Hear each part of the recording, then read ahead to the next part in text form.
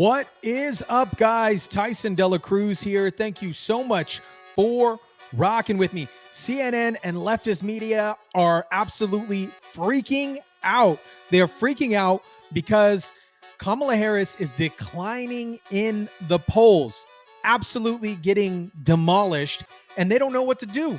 They don't know what's going to happen on the debate, and they can no longer contain themselves on live TV.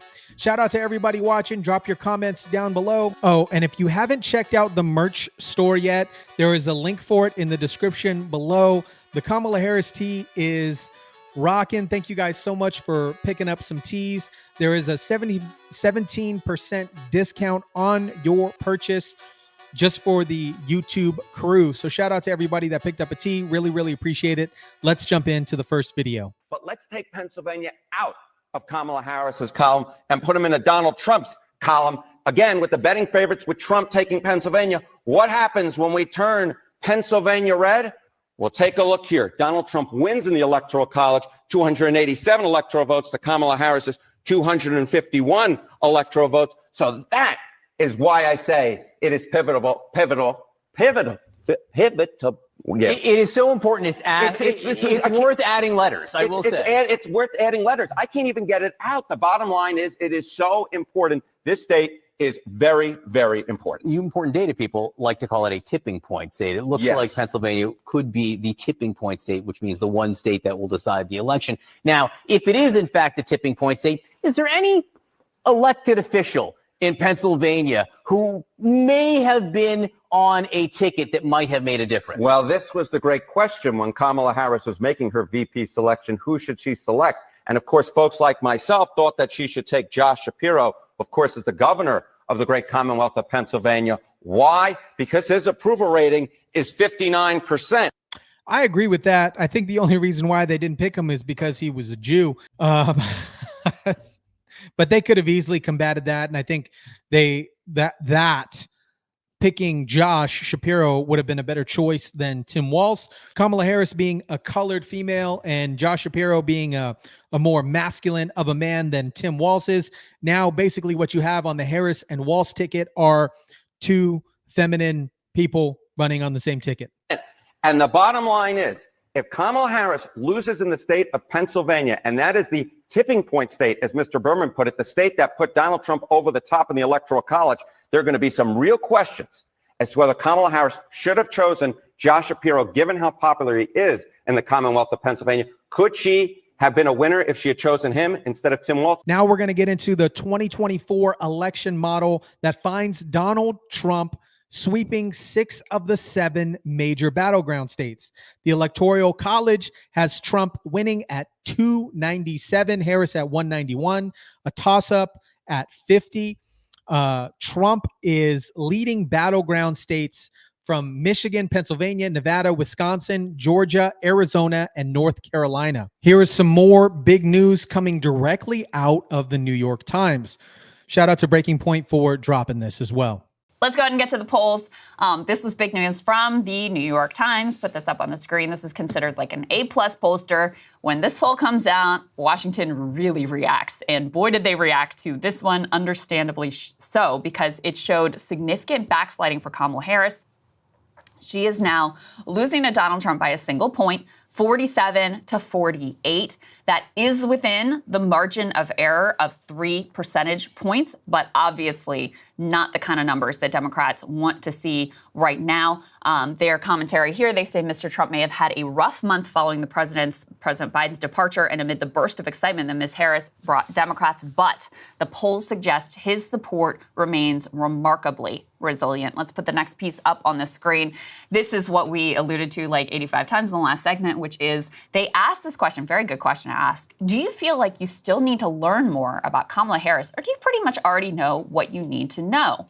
28%, so nearly a third of the electorate says, I feel like I need to learn more about Kamala Harris, versus 71% who say they pretty much already know what they need to know.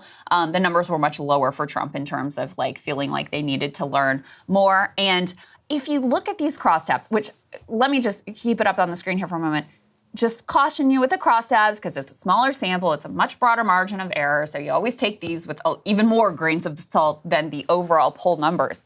But the age demographic and the demographic that really stands out in terms of needing to know more is young Americans, 18 to 29, a majority, 53% say they need to learn more. And then if you look at minority demographics, 41% of Black Americans, 43% of Hispanic Americans, and 44% of non-white, non-college educated voters say they need to know more. This underscores the danger of the strategy that they have been pursuing, which has been, we'll call it the generic Democrat strategy of like, we're going to say as little as possible.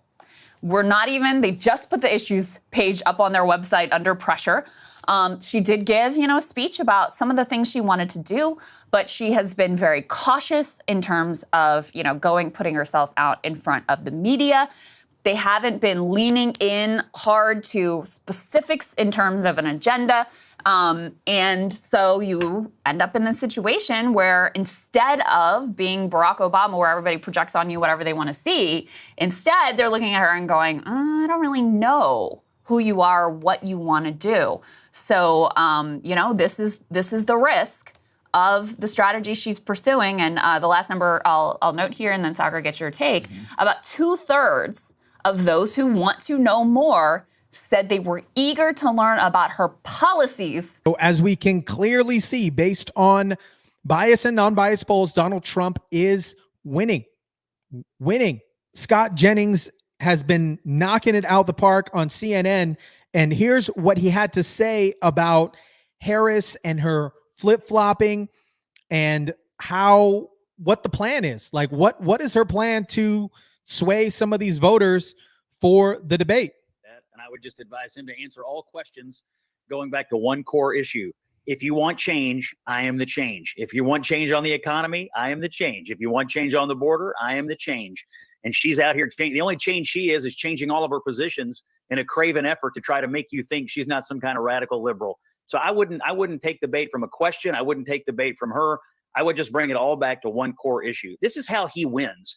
People are not happy with the current administration. She is in the current administration. She represents a continuation of the same. So anything that you do that gets off that track is really a lost minute or a lost 10 minutes or however long it takes you to do it. So my advice is stick with change and you'll be all right. She does. She's going to have a lot of explaining to do. And that's really what Trump has to do as part of his strategy. Try to let her unwind all of her past positions that she ran on before and let her unwind on all the things she helped Joe Biden do, which, of course, caused the American people to sour on this administration. Look, it's a change election.